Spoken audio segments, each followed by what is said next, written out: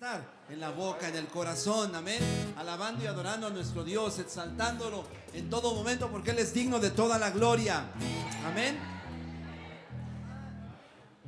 Me estoy recordando de otro versículo muy importante que está en Hebreos 13:15. Dice: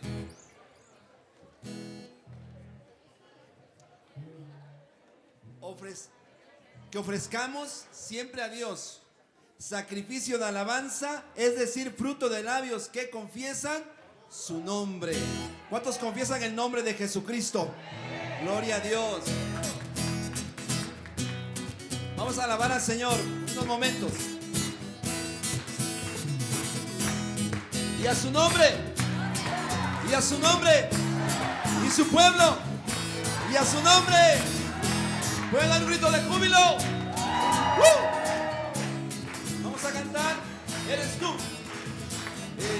tú la única razón de mi adoración. Oh Jesús, eres tú la esperanza que anhelé tener. Diga: confía en ti, Señor. Confía en ti, me has ayudado. Tu salvación.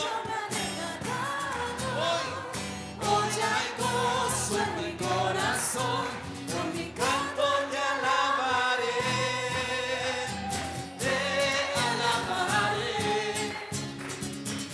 glorificaré, te alabaré, mi buen Jesús.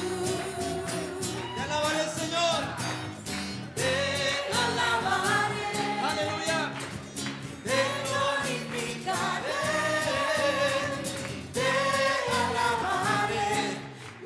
Jesús. Dígale: Señor, eres tú la única razón de mi adoración. Oh Jesús, eres tú la esperanza que anhelé tener. Oh Jesús, diga: yo confío en ti, me has ayudado, tu salvación me ha regalado. Hoy hay gozo en mi corazón, con mi canto te alabaré, te alabaré, te glorificaré, te alabaré, mi buen Jesús. Vamos, que se escuchen las voces. Te alabaré, te alabaré, dígalo, te glorificaré.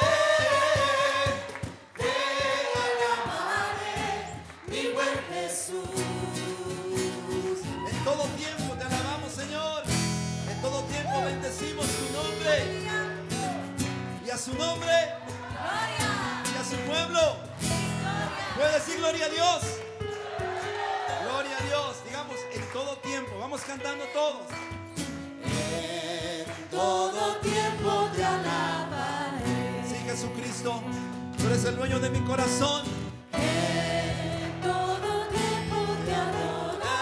Una vez más, pero más fuerte, que se escuche.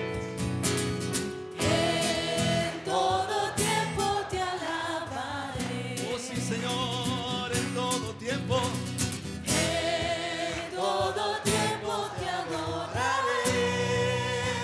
Vamos, te alabaré. Te alabaré. Te glorificaré.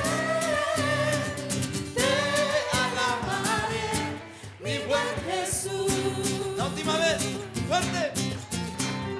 Te alabaré, te glorificaré, te alabaré, mi buen Jesús.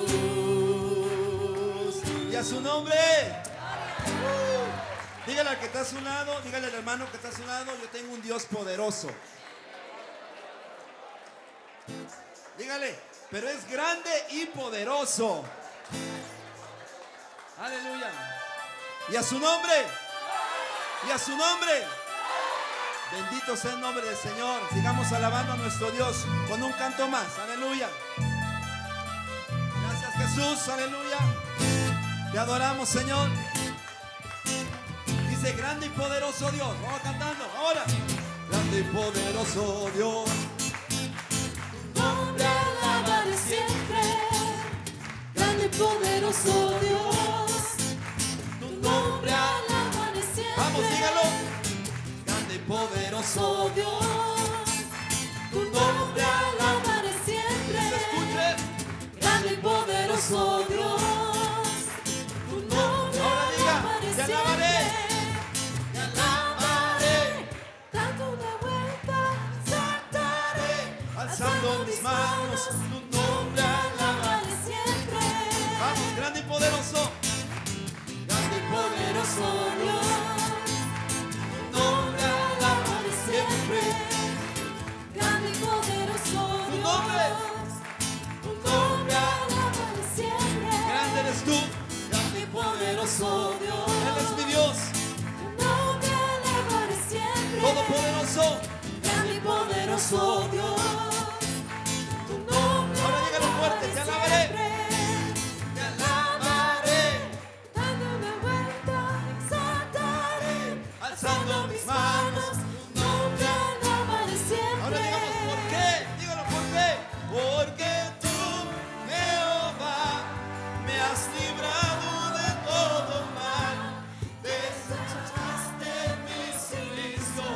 Me ceñiste de verdad. Porque tú, Jehová. Me has librado de todo. Gracias, Señor. Que tu nombre Alabaré siempre. Alabaré siempre. Una vez más grande. Grande y poderoso. Dios. Tu nombre. Alabaré siempre. No importa el problema que estés pasando. Grande y poderoso Tienes un Dios grande y poderoso. Tu nombre alabaré siempre. Una vez más confiésalo. Grande y poderoso Dios. nombre. Tu nombre alabaré Te siempre. alabaré. Te alabaré. Dando una vuelta. Te exaltaré. Alzando mis manos. Tu nombre. Una vez más te alabaré. Te alabaré. Dando una vuelta. Te exaltaré. Alzando mis manos. Tu nombre. La última vez, porque tú, Jehová, dígale. Porque tú, Jehová, me has librado de todo mal. Desechaste mi silicio, me ceñiste de verdad. Porque tú, Jehová, me has librado de todo mal. Y hoy tu nombre, Jesús, alabaré siempre. Tu nombre alabaré siempre. Una vez más, dígalo, tu nombre alabaré siempre. Gracias, Señor.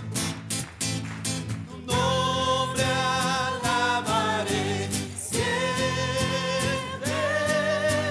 Grande y poderoso Dios. Gloria a Dios. Vamos a gozarnos. Doctor Torres, por favor, puede tomar su asiento. Dios le bendiga.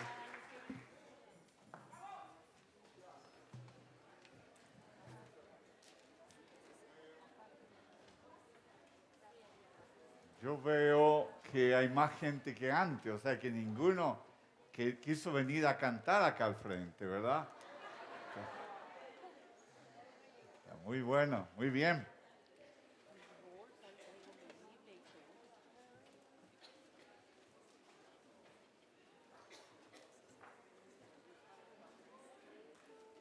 Empezamos hablando acerca de comprometidos con la verdad y tuvimos una breve introducción a esta carta maravillosa. Si hay una carta más bien escrita en todo el Nuevo Testamento con un griego perfecto, es esta carta. Si ustedes leen los primeros versículos de Hebreo, es una de las declaraciones literarias más profundas en toda la Biblia. Leíamos que Dios nos reveló para que tuviéramos un acceso a Dios, y número 2 era para llevarnos a la presencia misma de Dios, ¿verdad? Eso fue lo que faltó, tuvimos un pequeño problema eléctrico acá y no pudieron ustedes tener. Ahora vamos a ir rápidamente al asunto relacionado. ¿Quién escribió esta carta?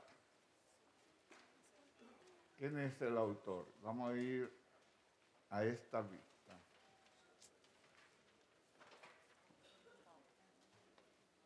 Entonces, ¿quién es el autor de esta carta? Pablo, escucho por allí, ¿verdad? Y yo pienso que el autor de esta carta es el Señor Jesucristo. El autor de la carta es también el Espíritu Santo, porque él mismo dijo, yo no os dejaré huérfanos y enviaré a alguien que estará al lado vuestro. Por eso la palabra que se utiliza es parakletos, en el griego que significa alguien al lado tuyo. Me gusta mucho ese salmo que dice que Jehová Dios es como la sombra a tu lado derecho, ¿verdad? Y cuando uno de mis hijos aprendió a caminar, yo veía que él daba unos pasos dentro de casa y caminaba muy bien, pero cuando salía afuera y donde había luz del sol, caminaba y se tomaba las rodillas. Y mi esposa y yo preguntamos, ¿este niño tiene algún problema en las rodillas? Pero volvíamos, lo poníamos dentro de casa y caminaba muy bien. Afuera se tomaba las rodillas de nuevo. Y descubrimos que afuera él le tenía miedo a la sombra de él. Entonces cuando él se movía veía que alguien se movía. Y cuando le explicamos, esa sombra eres tú. Es parte de ti. Ya él no tuvo ningún problema. Entonces, la relación de esta ilustración con lo que hemos aprendido es que esta carta fue escrita por Jesucristo a través del Espíritu Santo para nosotros, porque el Parakletos es el que está al lado nuestro, en nuestra propia sombra. ¿Y quién se puede quitar la sombra? Ahí está la sombra. El Espíritu Santo quiere bendecirnos. Vamos a ir adelante. Los teólogos no están de acuerdo en torno a quién es el autor de esta carta. El hermano Zoilo Pardo estaba explicando un poquito acerca de quién podría ser el autor. Y no están de acuerdo, y ha sido una discusión a través de la historia del cristianismo. Yo descubrí cosas muy interesantes estudiando acerca de esta carta. Probablemente fue escrita en el año 63 al año 67. Es evidente que ocurrió antes del año 70, cuando fue destruido el templo a mano de Tito. Días atrás yo me acerqué a un miembro de mi iglesia y yo le dije, ¿de qué tribu es usted? Porque ella es judía cristiana. Y ella me dice, no sé, porque cuando destruyeron el templo, Tito y Vespasiano, el padre, y Tito, el hijo, destruyeron todos los récords. Y no se sabe, para que nadie diga yo vengo de esta tribu, sino que hay una nueva tribu, el pueblo de Dios. El pueblo de Dios que crece a través de todo el mundo entero. Y al final de esta presentación yo tengo un desafío para ustedes, porque Dios nos trajo aquí con propósito.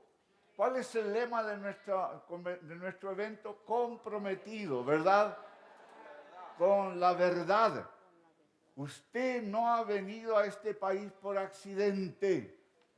Un acto providencial de Dios. Cantidad de gente hispana está viniendo a este país porque no está siendo alcanzado con el evangelio allá y se lo está trayendo al ladito de su casa.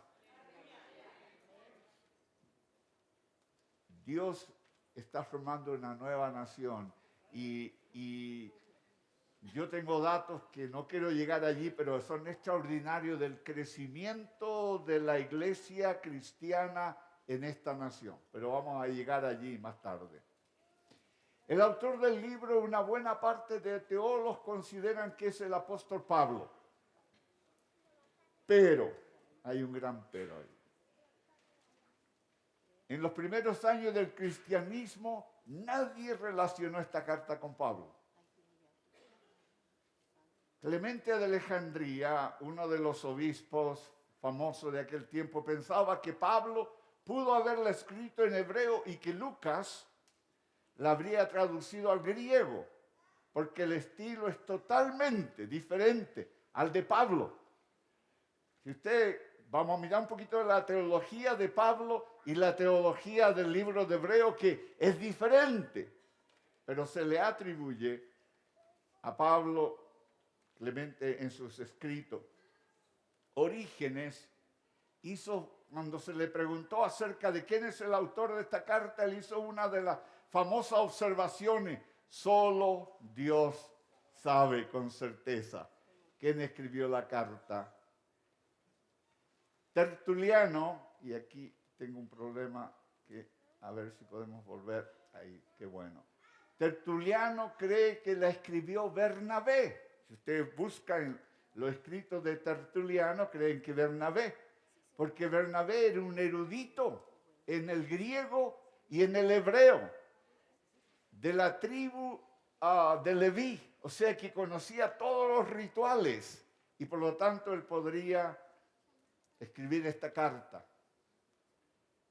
Seguimos con quién es el autor. Jerónimo, San Agustín, Lutero, Calvino dudaban que fuera Pablo su autor. Yo no quiero que salgan de aquí pensando que yo vengo a traerle algo radicalmente opuesto a lo que ustedes creen. No, pero es bueno investigar un poquito para saber cómo piensan. Esto lo que yo traigo aquí, quiero que después de terminada la conferencia ustedes me amen de la misma manera.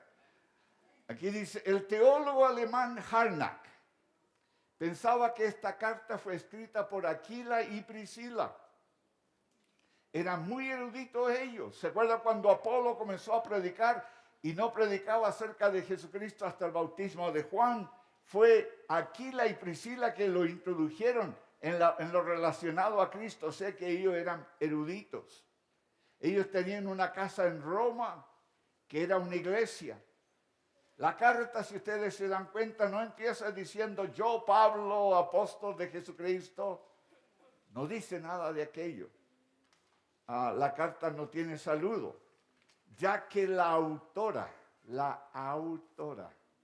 principal era Priscila. Era una mujer. Y a una mujer no se le podía permitir enseñar a los hombres. Por eso se cree que haya sido Priscila. Y aquí las damas me imagino que se sienten felices saber que uno de los libros en la Biblia se atribuye. Y hay un famoso teólogo norteamericano, David Scholler, que hizo una investigación profunda y también llega a la conclusión que probablemente fue Priscila. El canon del año 170, que se llama canon muratoriano, en honor al erudito italiano Muratori, que descubrió en el año 1740 este canon. En ese canon no aparecen dos cartas que nosotros tenemos en la Biblia. No aparece ni Hebreos ni Santiago. Y eso fue el canon que fue cerrado en el año 170 después de Jesucristo.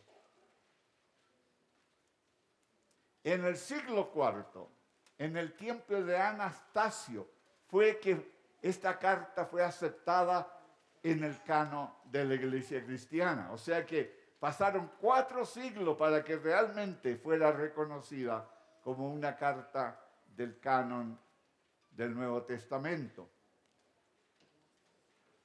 La carta era tan extraordinaria y aceptada por la Iglesia que cuando se hace el canon de los libros del Nuevo Testamento se le atribuyó a Pablo, no como el autor, sino se le atribuyó.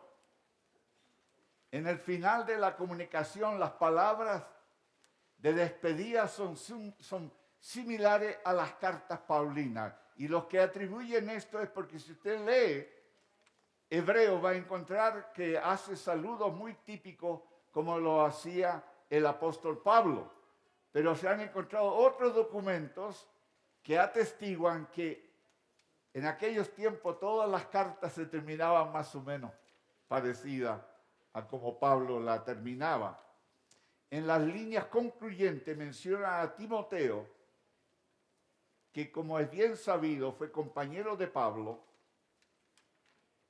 y dice que Timoteo estaba con él, y se piensa que fue redactada en Italia, porque ahí en Hebreos 13, 24 dice, los de Italia te saludan. Algunos opinan que no fue en Italia, y usted, hermano Torres, nos viene a crear conflicto usted aquí, sino posiblemente en Mileto. La mención de los de Italia en Hebreos 13, 24 indica que el libro no fue escrito en Roma, sino en Mileto. ¿Cuál es la justificación? Por ejemplo, tenemos gente aquí de Gilroy. ¿Dónde está un hermano que es de Gilroy? De Gilroy, Salina. Estaba por aquí. Estaba conmigo. Allá está. ¿Y de cuál es la ciudad que usted viene, hermano? Hollister. Entonces, si el hermano escribe de Hollister la carta, pero también los hermanos de Gilroy envían saludos, él diría, los de Gilroy te saludan, ¿verdad? Aun cuando él está en Hollister. Los de Gilroy te saludan. Eso es lo que explican algunas personas. Bueno, esto es una información más que nada. ¿A quién fue escrita la carta? Hebreo está dirigida a los cristianos judíos. De eso ya hablamos al principio. Cristianos judíos conocedores de la Escritura y que tenían conocimiento de la ley judía. Cristianos que estaban sometidos a la persecución. Yo quiero detenerme aquí un minutito con ustedes. Yo tengo un amigo que ha visto el crecimiento de la iglesia en Cuba y en algunas otras partes en África donde ha habido persecución. Y me dice que él está orando para que Dios envíe una persecución a los Estados Unidos. Porque dice, cuando hay persecución, ahí se ve realmente quién es el cristiano y los cristianos proclaman el mensaje del Evangelio. Yo estuve en Cuba una ocasión que fui el primer no cubano que estaba predicando en una región de Cuba. Estuve predicando como 10 a 12 días. Me recuerdo que fuimos a esas casas culto en un tercer piso y habían como 120 personas en un apartamentito que no cabían que 20, pero ahí estábamos como sardinas, un calor horrible. Y terminamos, fue una linda experiencia, pero el director de la obra en Cuba me dice, doctor Torres, si la policía hubiera venido, esta noche estaríamos en la cárcel. Y yo le dije, muchas gracias por decirme, cuando terminó el culto.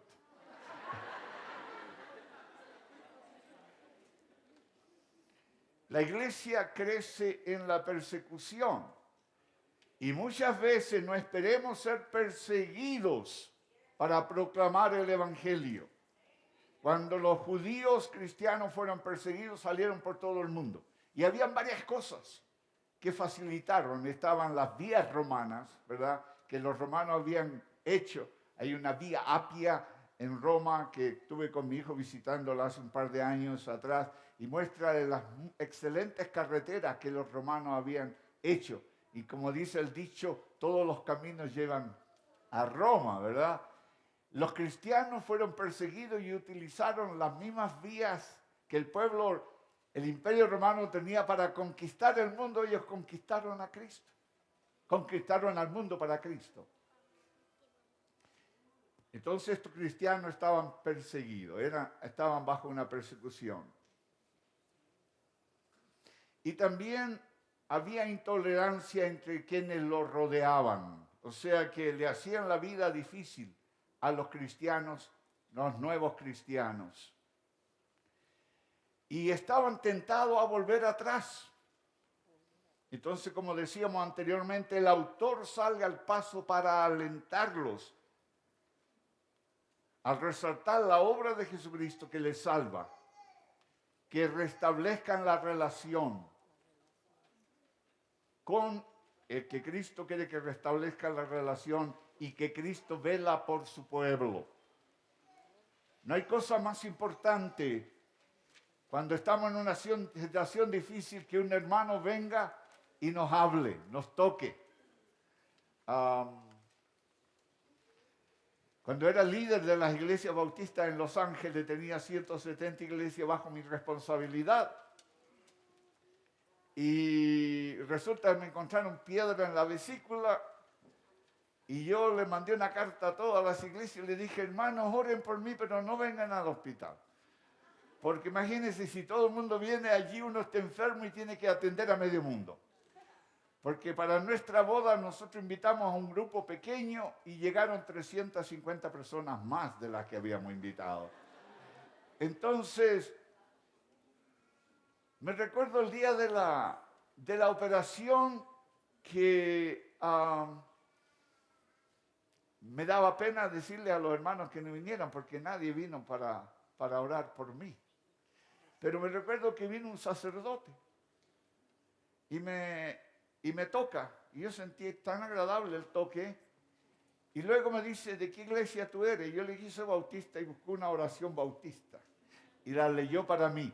Pero lo valioso que yo quiero decir, que en momentos difíciles es cuando necesitamos a nuestros hermanos que nos apoyen. Somos de bendición los unos para los otros. Muy bien, entonces este pueblo estaba en una situación de persecución. Ahí van palabras de aliento al pueblo hebreo. Los hebreos creyeron en el Señor, pero todavía querían apoyarse en su religión judía. Le costaba dejar el ritualismo. ¿Y no le cuesta a usted dejar algunas cosas antiguas en su propia vida? ¿y cómo luchamos, verdad? ¿Cómo luchamos para deshacernos de aquello? Pero de repente golpea nuestra puerta el viejo hombre. Y a veces que nos conformamos y hacemos un sincretismo entre la antigua manera de vivir nuestra y la nueva manera de vivir nuestra. El pueblo judío tenía dos maneras de medir las épocas. La época actual, que era mala, pero la época venidera, que era buena. Nosotros no vivimos en la época actual, vivimos en la época venidera. Estamos con el Señor, una era buena, pero debemos abandonar la mala era. Muy bien, vamos a seguir adelante. Los hebreos creyeron en el Señor, pero todavía querían apoyarse en su religión judía. En el año 63, Ananías, uno de los sumos sacerdotes de la religión judía en Jerusalén, se levantó con los saduceos y fariseos para perseguir a los creyentes hebreos. O sea que había una persecución y líderes religiosos de aquel tiempo, y está documentado este dato, indica que ellos mismos, esos líderes, estaban contra los cristianos. En aquel tiempo aquellos queridos creyentes hebreos apreciaban al Señor Jesús, pero no estaban dispuestos a abandonar su antigua religión, su antigua religión.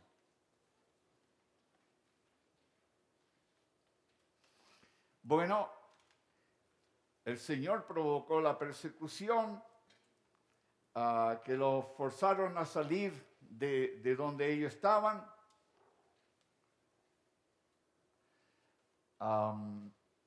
Tengo un amigo de India que él me habla de que en India se venera mucho a la persona de Santo Tomás, ¿verdad? Que él fue hasta predicar a la India. En España, Santiago.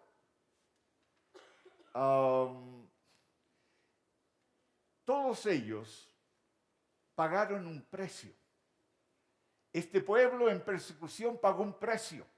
Nosotros vivimos en una sociedad de la aspirina, ¿verdad? nos pasa cualquier cosa, hay una aspirina para el dolor, ¿verdad? Tenemos cualquier tajito y queremos un Tylenol.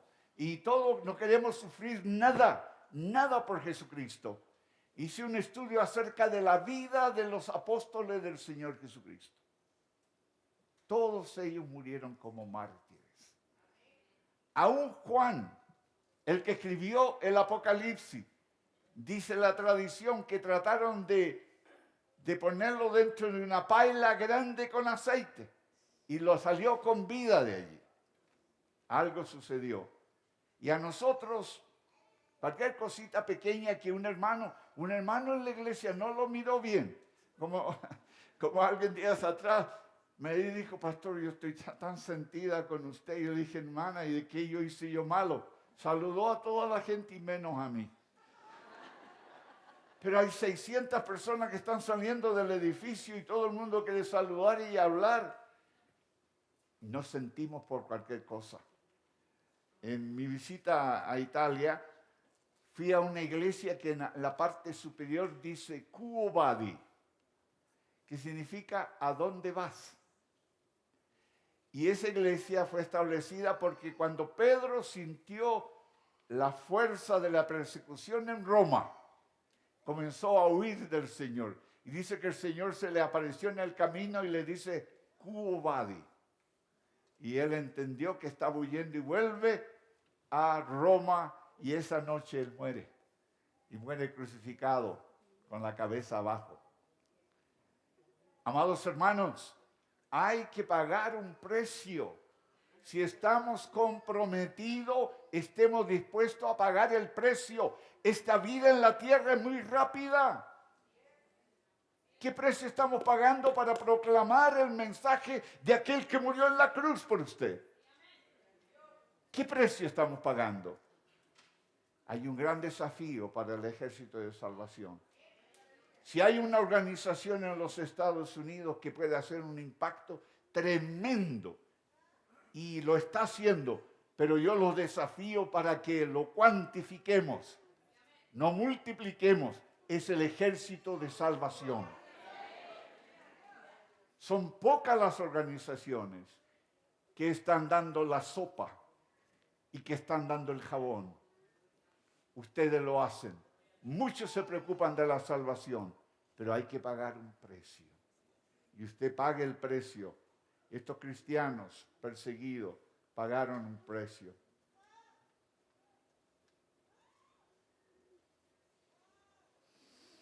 Aquellos cristianos hebreos verdaderamente sufrieron bajo la persecución. Se les quitaba, dice un libro que leí, se les quitaban todas las propiedades. A ver si los religiosos judíos les robaban sus propiedades y eran amenazados de muerte si seguían creyendo en Jesucristo.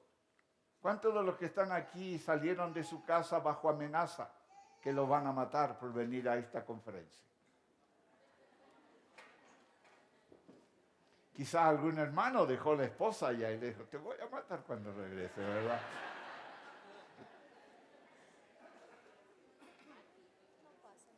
¿Qué libertad tenemos, amados hermanos? Qué privilegio de vivir en esta nación. Pero no es para instalarnos allí al lado de la piscina y con una bebida gaseosa o con un jugo. Dios tiene algo aún más importante para ustedes. Vosotros sois sal y luz de este mundo.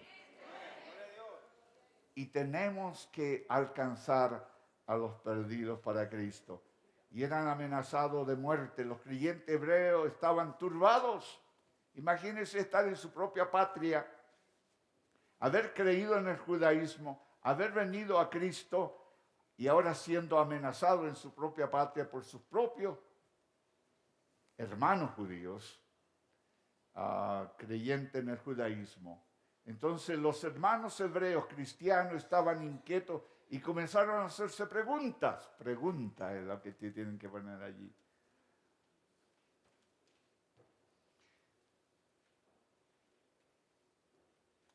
ellos no podían afirmar lo que Pedro y Pablo predicaba y hablaba era incorrecto. Para ellos era imposible porque habían escuchado un mensaje muy claro. Lo que ellos decían era correcto. Tampoco podían decir que lo que tenía que ver con el templo, el santuario estaba mal porque habían sido criados en aquello. Cuando yo estaba en Jerusalén, yo fui a la muralla de los lamentos. Algunos de ustedes han estado en Jerusalén, la muralla de los lamentos. Es una de las pocas paredes que quedan del templo. Porque el pueblo judío adoraba a Dios, pero para ello el sacerdote, el templo era lo más extraordinario. En aquel tiempo, cuando estos cristianos estaban allí, todavía estaba muy clara la idea que el templo era algo tan extraordinario. Y Dios envía a alguien que destruyó ese templo para crear un nuevo templo del Espíritu Santo en nosotros.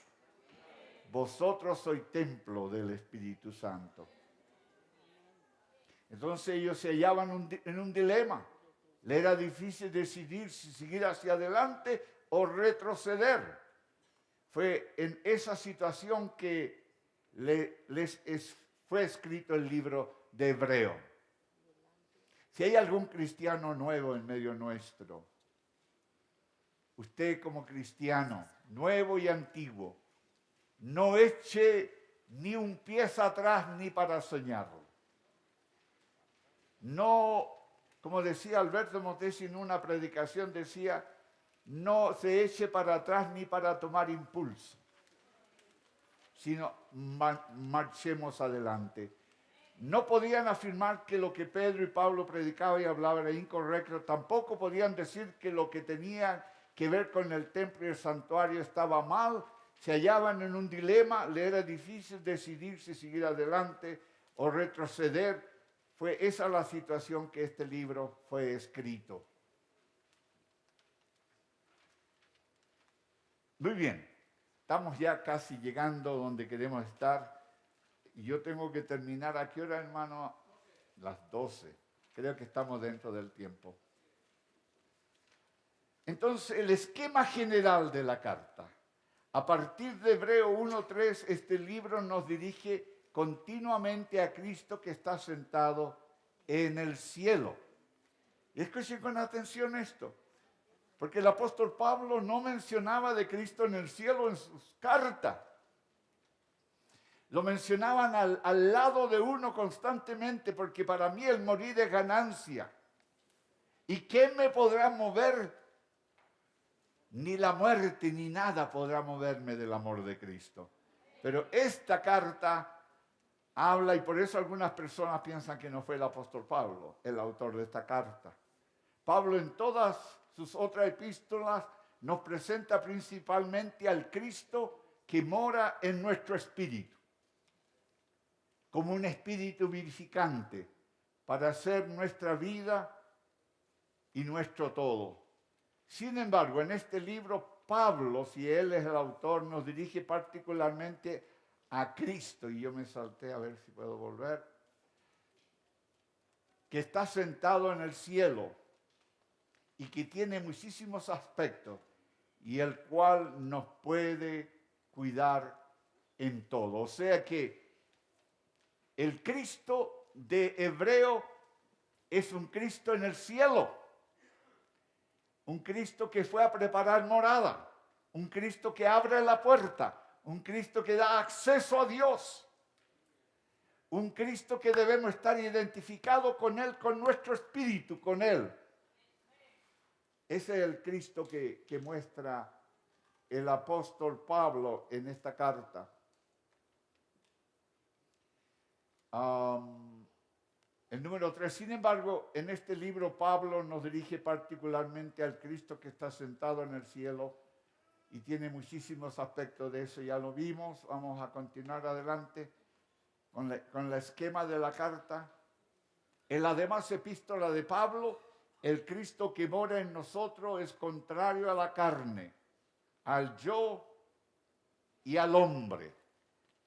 Como decía el apóstol Pablo, y es muy clásico ese texto bíblico y que lo aplicamos muchas veces en nuestra vida, y dice, lo que yo no quiero hacer, eso hago, ¿verdad? Y pedía el apóstol Pablo que fuéramos saturada, la carne sea saturada de la presencia del Espíritu Santo, para que no vivamos en la carne, sino vivamos en el Espíritu, en las cosas de Dios.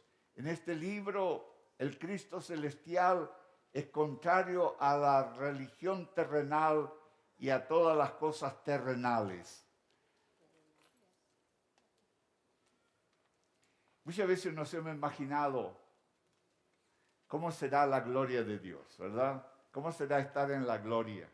¿Cómo será estar en los cielos? La Biblia nos muestra aspecto.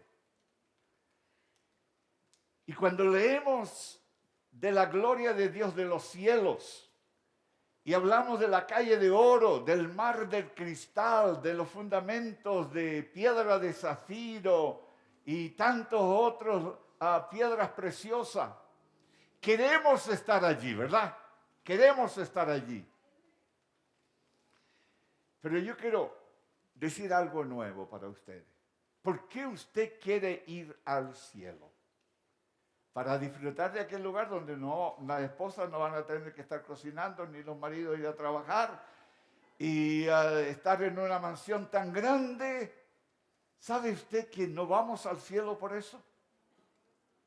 Vamos porque queremos estar cerca de Jesucristo. Eso es lo primordial. Estar cerca de Cristo. Donde Él esté, yo quiero estar. Y allí será el lugar más maravilloso.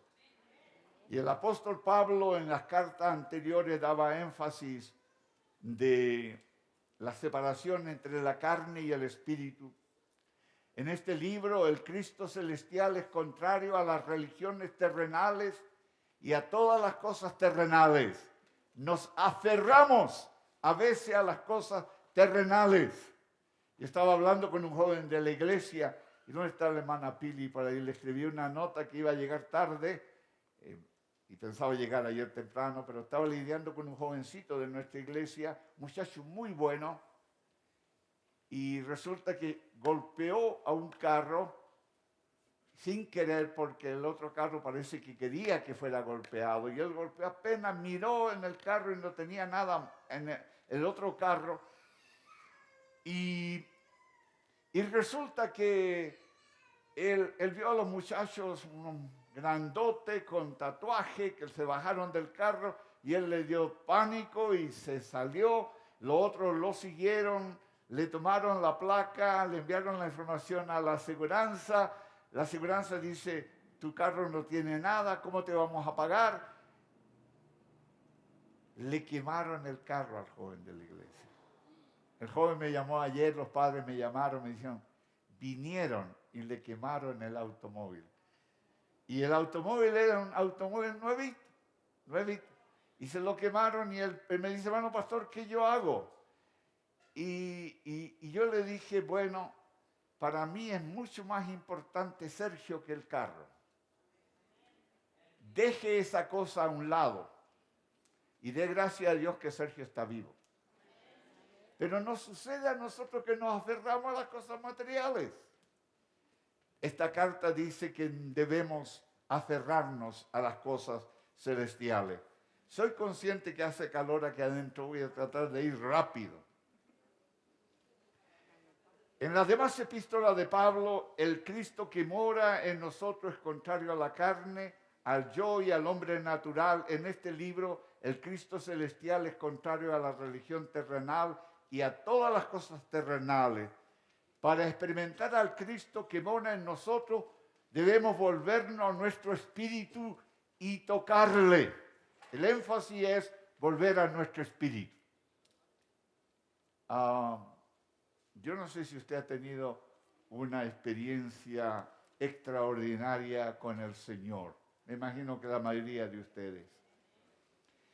La experiencia más extraordinaria con el Señor es cuando estamos en el Espíritu. Estamos en comunión con Él en el Espíritu. Cuando metemos la carne y no estamos en el espíritu, Dios no se manifiesta en nuestras vidas. Porque la carne hace separación. Y yo quiero hablar de eso un poquitito. ¿Por qué nos morimos? ¿Verdad? Una hermana de la iglesia, un hermano de la iglesia me preguntaba y decía, pero ¿y por qué cuando creemos en Cristo Jesús, por qué no somos llevados inmediatamente al cielo? ¿Verdad? ¿Y por qué tenemos que morir? ¿Por qué tenemos que hacernos viejos? No hablemos de viejo, ¿verdad, hermano Raúl? No hay tiempo para hablar de eso. Es que nada impuro entra a los cielos y la carne representa impureza. Por eso el cuerpo va a la tierra y el espíritu va a Dios que lo dio. Pero llegará un día que el Señor vendrá y aquellos espíritus van a unirse con este cuerpo y vamos a ser transformados a la manera de Cristo y reinaremos por Cristo por siempre. O sea que este cuerpo va a ser perfeccionado. Yo estaba leyendo un libro de una persona que tuvo un accidente, no sé si ustedes lo han leído, 90 minutos en el cielo. Un pastor bautista, y perdone, yo no vengo a hacer propaganda a los bautistas aquí. Aquí yo soy salvacionista. ¿Ok? Pero resulta que era bautista, fue a una convención. Y cuando viene regresando de la convención, alguien que no sabía manejar una troca, pasó por la troca sobre el automóvil. Y cuando otro pastor que venía de atrás, porque venían de regreso de la convención, se acercó al policía y le dice, soy pastor, quiero ayudar. Y él dice, mira, allá hay otros heridos, no le hables nada a este que ya no, nada tiene que ver. Pero el Señor habló a este pastor y él va y ora por 90 minutos con esta persona. Él cuenta en su libro qué pasó en esos 90 minutos. Y dice, cuando llega a la presencia de Dios, ahí está ese túnel glorioso, y va acercándose a la presencia de Dios. Una de las primeras personas que vino a saludarlo fue su abuelita, que era cristiana. Y él siempre cuando era niño decía, Dios mío, ¿por qué tú no le das unos dientes nuevos a mi abuelita? Y la pobre andaba encogida porque ya los años. Y llena de arrugas. Y cuando llega su abuelita a saludarla, nada de dientes postizos. Dientes sanos, estaba recta, lozana. Porque la palabra de Dios dice que el Señor hace todas las cosas nuevas.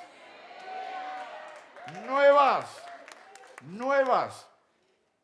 Así que debemos mantener esta relación espiritual. La carne se va a quedar, el espíritu va al Señor, pero un día volverá ese espíritu, el Señor los traerá y los que han muerto en Cristo se resucitarán primero. Y qué hermoso va a ser ese día, ¿verdad? Entonces, no se preocupe si usted tiene muchas arruguitas. No se preocupe. No se preocupe por la artritis, no se preocupe por todo aquello, porque allá no habrán aquellas cosas. Habrán quedado atrás. Muy bien, vamos a la siguiente.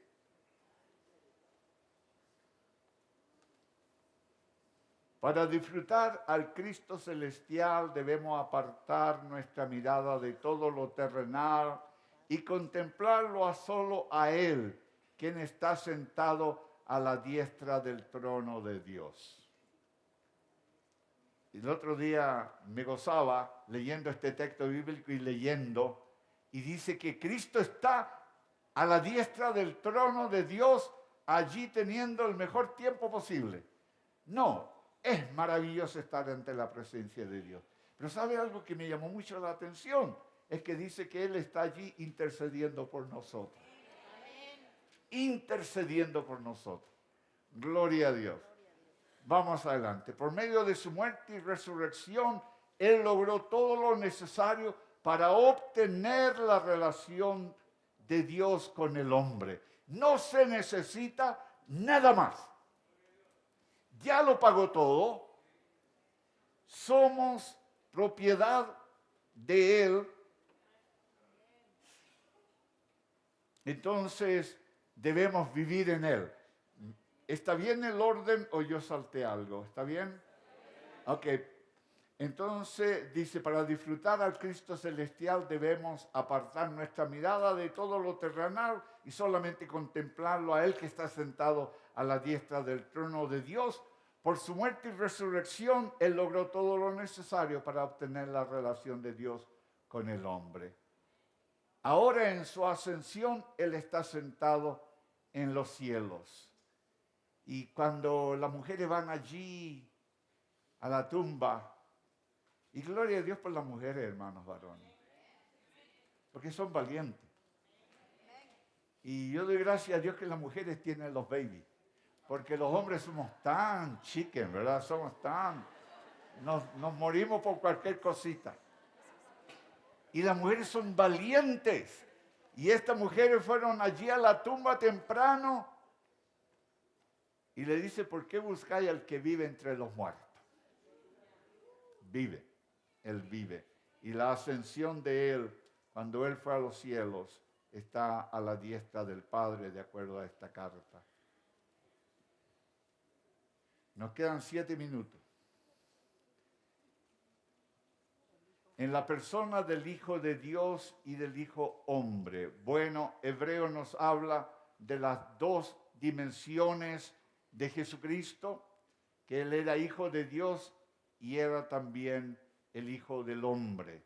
Y fue anunciado a través de la historia del cristianismo y a través de la historia hebrea como el Hijo del hombre, pero era el Hijo de Dios. Y también nuestro Señor Jesucristo vino en la persona de Dios y vino también como hombre. Una de las manifestaciones más grandes de Dios a nosotros fue en el Jesús, que el Cristo se encarna en el Jesús y viene a estar en medio nuestro. Y vimos su gloria como la del unigénito Hijo de Dios. Como el heredero designado de todas las cosas. Y ese texto bíblico que dice que se doblará toda rodilla delante de Él, ¿verdad? Y el otro texto bíblico allí en Apocalipsis que dice que los ancianos sacan sus coronas y las ponen a los pies de Él, porque Él es el heredero y no somos propiedad nosotros de nosotros mismos. Casi toda la ropa que tenemos dice hecho en alguna parte. Fuimos un día con mi esposa a una tienda, a un mall, porque yo iba a Australia y quería llevarle a los representantes de nuestro ministerio en Australia un regalo hecho en los Estados Unidos. Y buscamos y nos encontramos porque todo decía hecho en China, hecho en China. ¿Y cómo llevar un regalo de Estados Unidos a Australia hecho en China? Y al final mi esposa por allá me decía que hay algo. Decía hecho en los Estados Unidos. Y si nosotros tuviésemos un letrerito, ¿cómo se dice, hermano? Un ticketing, una etiqueta. ¿Qué diría en esa etiqueta? Hechos por Dios. Propiedad de Jesucristo. Y en tercer lugar, hechos para la misión de proclamar el Evangelio. Gloria a Dios, somos hechos por Dios, somos propiedad de Cristo, pero tenemos una misión. Como herederos se nos exige y debemos proclamar el mensaje de Dios. También Hebreo 1:9 dice que es el ungido de Dios. Y no vamos a entrar a explicar mucho porque ya me quedan 4 minutos. Es el autor de la salvación, todos sabemos. Y Hebreos 2:10 habla de aquello. Es el santificador, el que nos separa. es el socorro constante. Sabemos a quién ir en nuestras aflicciones, según el libro de Hebreo. Es el ayudador oportuno, Hebreo 4:16. El apóstol enviado de Dios. Y quiero detenerme en la palabra apóstol, porque usted dirá, pero si los apóstoles fueron los apóstoles. La palabra apóstol en griego se usa para la misma palabra como barco. Barco. Y se usaba mucho cuando Roma traía el trigo de Egipto a Roma. Y recuerden que el idioma de aquel tiempo no era el latín, sino que del griego. Y por eso cuando a Pablo lo están entrevistando por allí, dice, y habla griego, como deben de decir, habla español, pero también habla inglés, para darse ínfula, como dice la gente de México, ¿verdad? Darle importancia.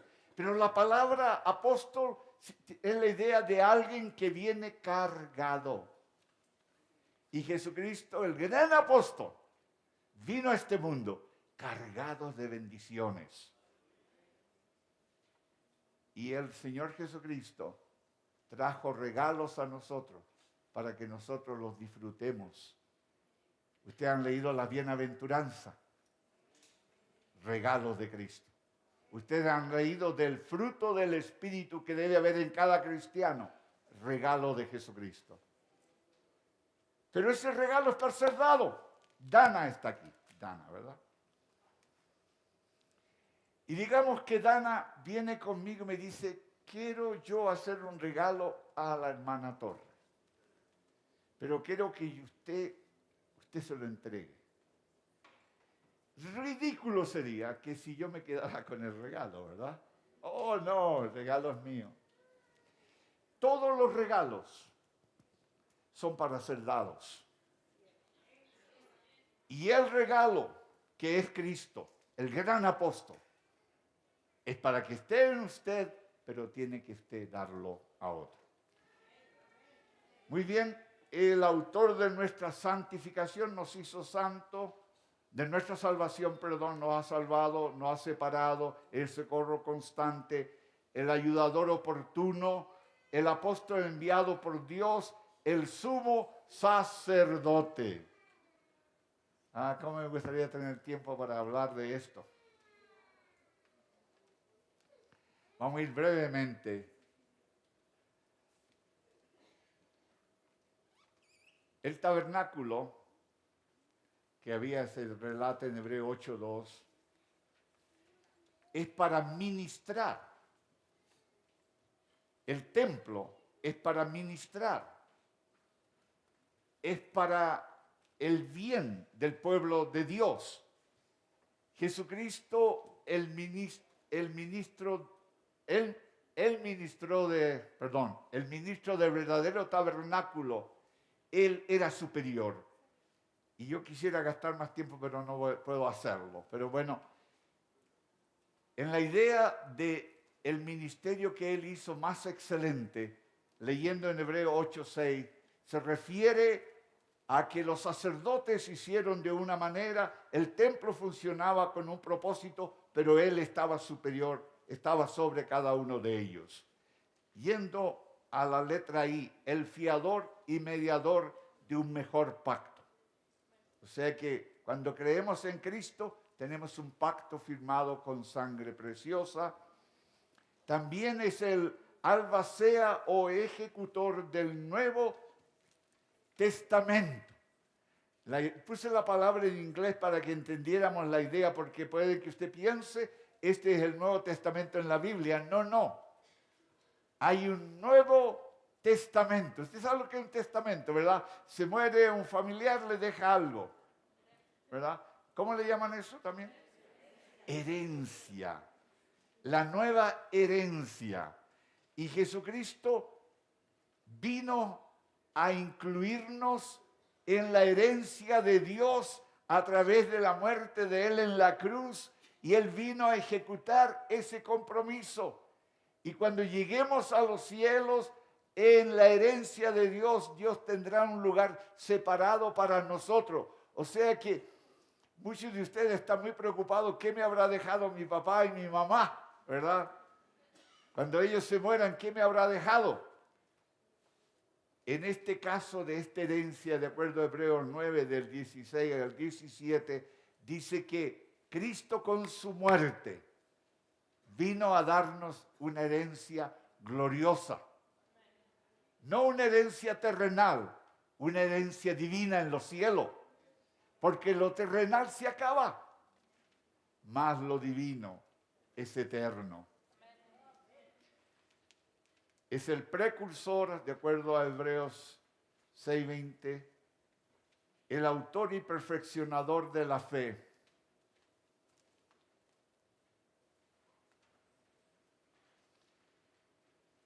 Y con esto vamos concluyendo esta parte.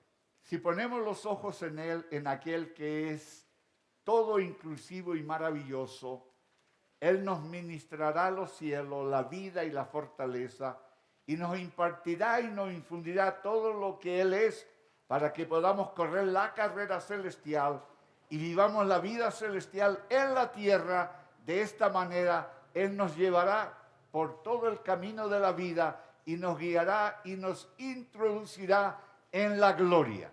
Termino con esto. Al estar en la ciudad de, cerca de Jope, estoy tratando de recordar, en Tel Aviv, en la ciudad, la capital, cerquita de allí hay unas construcciones romanas y hay un hipódromo. El apóstol Pablo fue prisionero y estuvo allí antes de ser enviado a Roma como 1 año a 2 años allí. Cesarea de Filipos. Gracias. Cesarea. Y me imagino que de la cárcel él veía cuando los caballos corrían y había una cantidad grande de gente viendo a los caballos correr y cómo el polvo, levantaban un polvo como una nube. Y es ahí cuando el apóstol Pablo más tarde escribe diciendo que hay una nube de testigos que nos ven a nosotros en quien hemos creído. Según el libro de Hebreos, el Señor vino para darnos la bendición, grandes bendiciones, pero para ser testigos de aquellas grandes cosas. Que Dios les bendiga. Y ya la siguiente presentación va a ser relacionado con el texto y esperamos que esta introducción haya sido de ayuda a vuestras vidas. Vamos a orar, puesto en pie, parado de pies, como dice un amigo mío.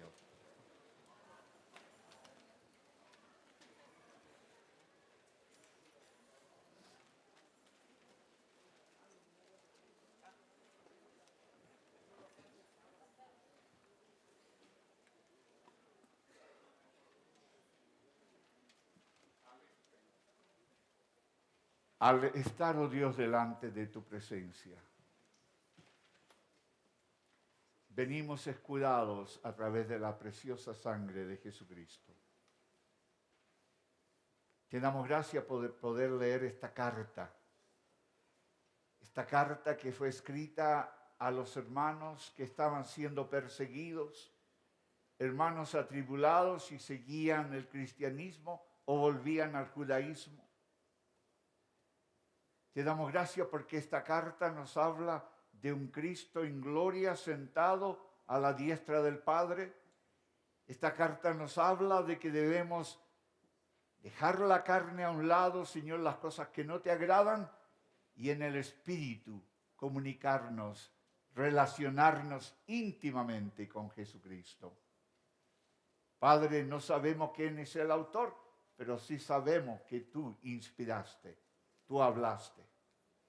Y ahora, Dios, cuando nos proponemos ir al lunch, al almuerzo,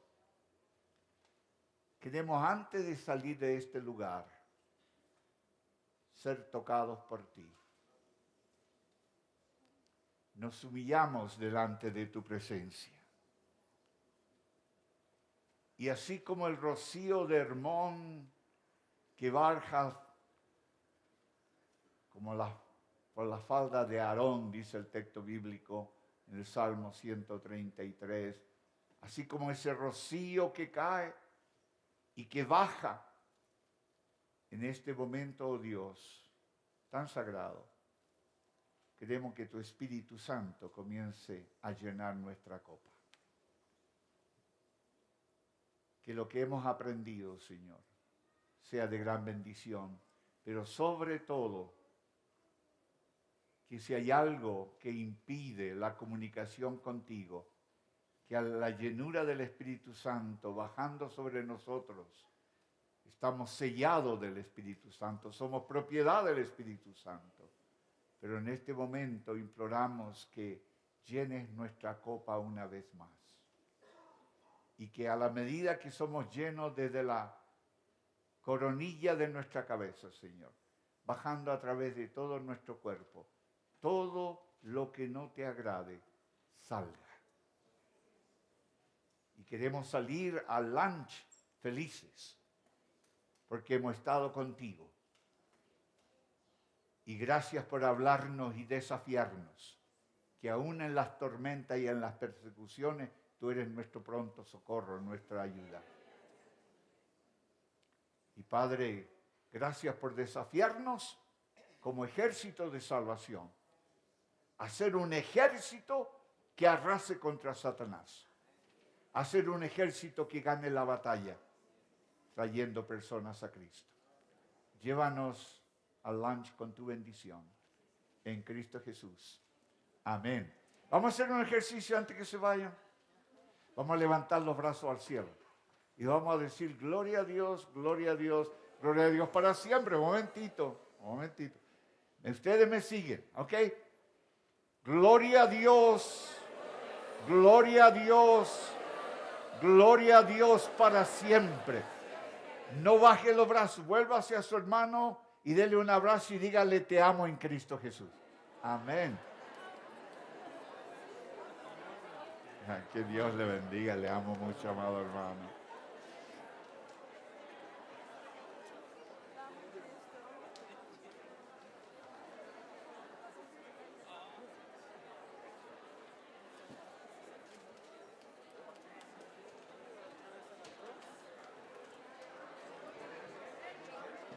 Adelante.